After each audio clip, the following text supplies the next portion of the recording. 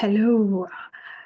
Thank you for your time once more as we carry on with the buzzwords that are used against Israel in relation to the war in the Middle East.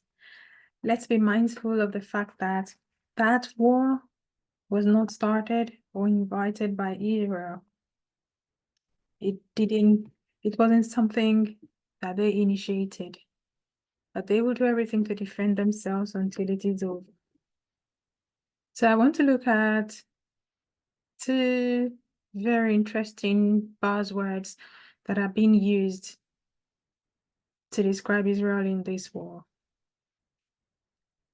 Apartheid. Apartheid.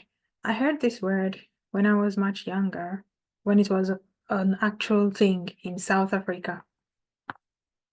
And we know how Mandela fought, how Mandela spent his life. He was imprisoned for 27 years for fighting against this thing used against his people in that part of Africa until it was dismantled. So apartheid is a policy, a system of segregation, discrimination on the ground of race, gender, religion, and so on.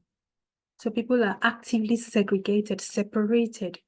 In America, this was so. Schools, on buses, water fountains. So there's discrimination. People are not allowed to do certain things or live in certain areas just because of their race, their gender, their religion, beliefs, and whatnot. This is not the case in Israel.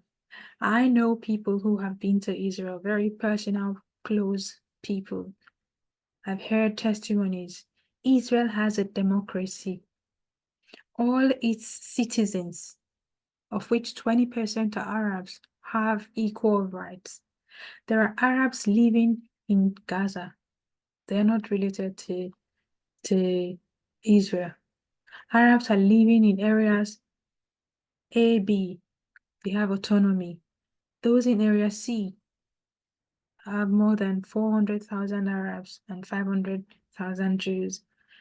Discrimination is solely on the ground of citizenship, as is the case in any normal country that has citizens and residents. Yes, you do not leave your borders and allow everybody to come in and have equal rights.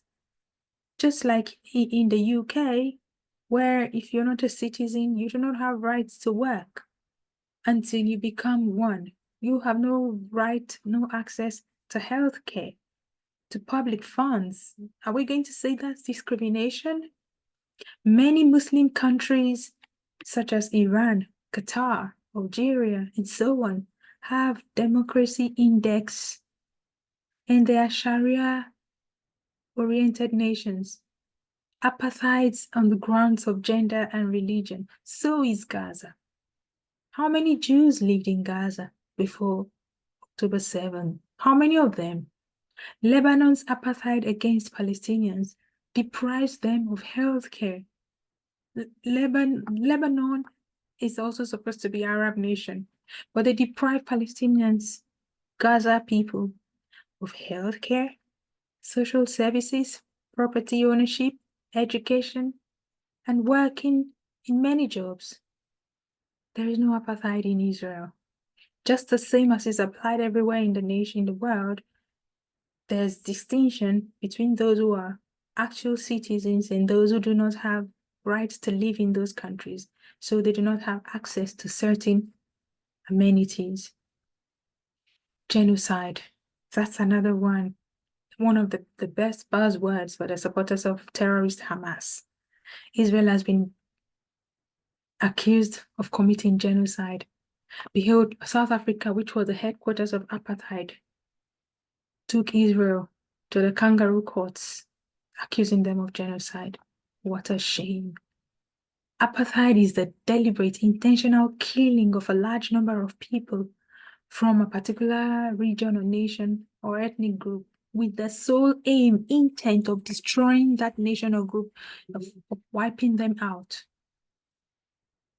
I know places where genocide have occurred in Africa, where people who are strangers have taken over and are living there, and renamed those places, chased the indigenous people away, or took the lives of the indigenes. The worst genociders are the Nazi Germany. Out of 13 million Jews, they killed 6 million Jews. In Russia, 6 million Ukrainians, 4 million disappeared. In Turkey, 3 million Armenians, 1.5 million vanished. Apartheid. The Gaza war, 30,000 casualties are not genocide.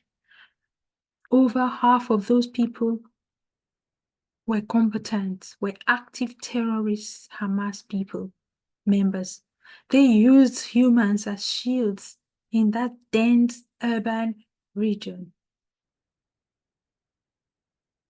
More than any army in the history of warfare, the IDF tries to minimize civilian casualties. They try to reduce how many people were affected by leaflets, calls, roof knocking, evacuation to designated areas, and so on. The war stops if Gazans release the hostages and surrender. There's no such thing as apartheid. October 7 against Israel, on the other hand, was real genocide. As we have heard Hamas officials say over and over again, that they will repeat October 7. There is no apartheid in Israel. There is no apartheid in that war, as Israel continues to fight, do everything it can to defend itself. Everyone has the opportunity in Israel to grow, to make progress and become anything in the nation of Israel. They've got people, Arabs, Palestinians, who have settled in Israel. They're in the government. There are court judges and other public offices. Show me one Arab nation, especially in Gaza, where Israelis are living safely, let alone become part of the governing body. Show me one. Talk about apartheid. Genocide? Because they talk about genocide. Yet the population has grown astronomically in Gaza. Some people say, oh, they moved from other places to Gaza. Oh, wow. So a place that is claimed to be underdeveloped, oppressed, occupied. Some people refer to it as open air prison, which is another buzzword that will come later. And they are being genocided, but they have people moving there in droves. How or what made this prison so attractive for other people from outside to move in there? Israel will be considered the worst at committing genocide if all they do is make the population in Gaza to grow and rise since 1948. Well, as with all the other buzzwords, which are previously shared and those yet to come, those buzzwords are mere weapons which are applied to smear the nation of Israel. They want to whip up sentiment among gullible people around the world to give terrorist Hamas victory.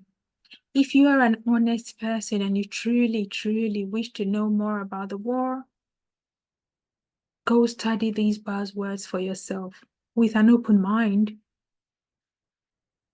I would welcome your views, your comments, and feedbacks as I pray for total victory for Israel in this nonsense war.